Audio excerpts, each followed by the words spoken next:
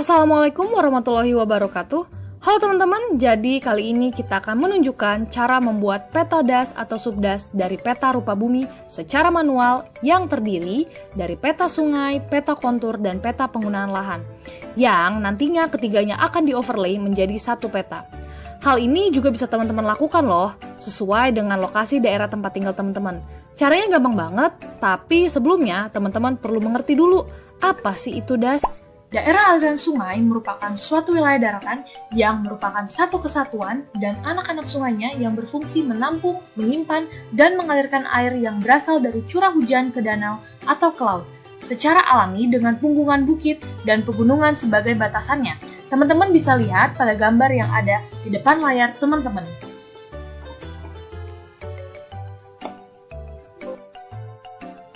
Selanjutnya, teman-teman perlu mengetahui pengertian dari subdas. Subdas adalah bagian dari das yang menerima air hujan dan mengalirkannya melalui anak-anak sungai ke sungai utama, sehingga das terdiri dari beberapa subdas. Teman-teman bisa lihat pada layar yang ada di depan teman-teman. Nah, pada daerah yang sudah dilingkari warna hitam dan warna biru, itu adalah subdas. Dan daerah yang sudah diwarnai oleh warna hijau, itu merupakan bagian das. Jadi bisa dibilang bahwa bagian dari das itu adalah subdas. Teman-teman paham kan? Selanjutnya kita masuk bentuk dari das. Nah, bentuk-bentuk das itu ada 3. Yang pertama adalah bentuk bulu burung atau memanjang, seperti yang teman-teman lihat di depan layar teman-teman.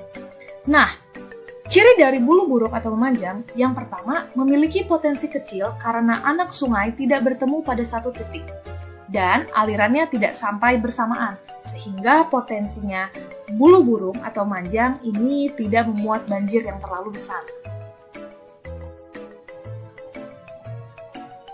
Bentuk yang kedua adalah bentuk radial atau kipas, seperti yang teman-teman lihat pada layar teman-teman.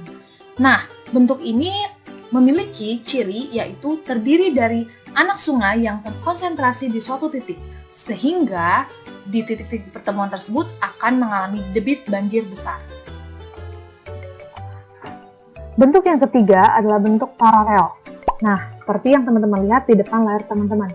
Bentuk ini merupakan bentuk kombinasi yang terdiri dari 2 jalur aliran sungai yang sejajar bertemu di satu titik di hilir. Titik ini juga merupakan tempat terjadinya banjir. Demikian adalah 3 bentuk-bentuk daerah aliran sungai.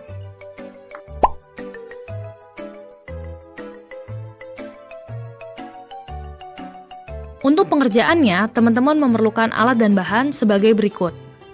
Yang pertama adalah peta RBI. Yang kedua ada drawing pen yang berwarna biru dengan ketebalan 0,5 mm untuk sungai. Drawing pen berwarna hitam dengan ketebalan 0,3 mm untuk judul atau nama-nama tempat. Dan yang ketiga ada drawing pen orange dengan ketebalan 0,3 mm. Serta ada kertas kalkir. Teman-teman juga bisa menggunakan plastik transparan. Dan juga untuk penggunaan lahannya, teman-teman menggunakan pensil warna. Pertama, untuk membuat daerah aliran sungai diperlukan peta rupa bumi Indonesia atau RBI yang bisa didapatkan di website INA Geoportal. Kalian bisa mendownload peta RBI sesuai dengan lokasi daerah kalian. Linknya disertakan di description. Jangan lupa, setelah mendownload peta RBI, teman-teman bisa mencetak peta tersebut dengan ukuran A0, sehingga skalanya tetap sesuai. Seperti contoh peta RBI yang kita gunakan adalah peta daerah Salabintana dengan skala 1:25.000. Selanjutnya, kita akan membuat peta kontur. Peta kontur adalah peta yang ditunjukkan dengan bentuk garis atau isoline yang menunjukkan tempat dengan ketinggian yang sama.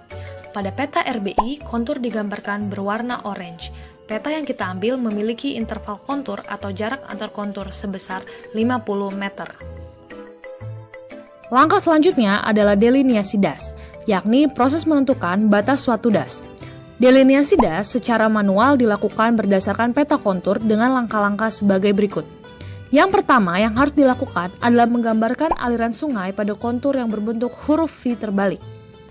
Jika kalian menemukan aliran sungai yang digambarkan berupa garis putus-putus, itu menandakan sungai tersebut merupakan periodik yang memiliki aliran yang tidak tetap atau hanya mengalir pada musim hujan. Atau sungai tersebut mengalir pada daerah kapur atau kars, sehingga aliran sungainya dapat tiba-tiba terputus, atau biasa disebut dengan disappearing stream. Selanjutnya, kita akan menemukan outlet, yaitu aliran yang berada pada ketinggian atau elevasi paling rendah pada peta. Pada peta yang kami pilih, outletnya berada di ketinggian sekitar 1.400 meter. Kemudian kita akan menentukan batas das dengan menemukan titik-titik tertinggi pada peta kontur yang ditandai dengan kontur tertutup. Setelah menemukan titik tertinggi, gambarkan batas das dengan menyatukan titik-titik tertinggi melalui garis-garis kontur yang berbentuk huruf V, berlawanan arah dengan aliran sungai hingga ke outlet. Saat menggambarkan sungai, kita juga akan menentukan orde sungai, yaitu posisi percabangan alur sungai di dalam urutannya terhadap induk sungai dalam satu aliran sungai. Semakin banyak orde sungai mengindikasikan das yang semakin luas dan aliran yang semakin panjang. Klasifikasi yang digunakan adalah klasifikasi paling umum, yaitu klasifikasi menurut Strahler, di mana aliran sungai yang paling hulu dan tidak memiliki cabang disebut orde 1. Pertemuan antar orde 1 akan menjadi orde 2. Pertemuan antar orde 2 akan menjadi orde 3, dan begitu seterusnya. Untuk pertemuan antar orde yang sama, hingga ke sungai utama yang ditandai dengan nomor orde paling terbesar. Pada peta yang kami buat, subdasnya memiliki pola aliran pinnate, karena aliran sungainya membentuk sudut lancip terhadap sungai utama dan berada pada lereng bukit atau pegunungan yang terjal. Nanti setelah teman-teman sudah membuat langkah-langkah yang sudah kita jelaskan, teman-teman dapat melihat apakah pola aliran yang terdapat pada peta yang sudah teman-teman buat. Setelah semua langkah dilakukan, maka dapat disimpulkan bahwa subdas yang kami pilih itu memiliki bentuk paralel yang memiliki resiko banjir dan debit banjir besar pada titik pertemuan sungai. Subdas ini terdiri dari orde 1 sampai dengan orde 4 dengan pola aliran berbentuk pinnate. Nah, teman-teman juga dapat melihat dan menganalisis apakah subdas teman-teman atau das yang teman-teman gambarkan itu memiliki bentuk yang sama atau tidak. Atau berapa orde yang teman-teman dapatkan di akhir peta nanti, dan juga pola aliran apa yang terdapat pada subdas atau das yang teman-teman buat.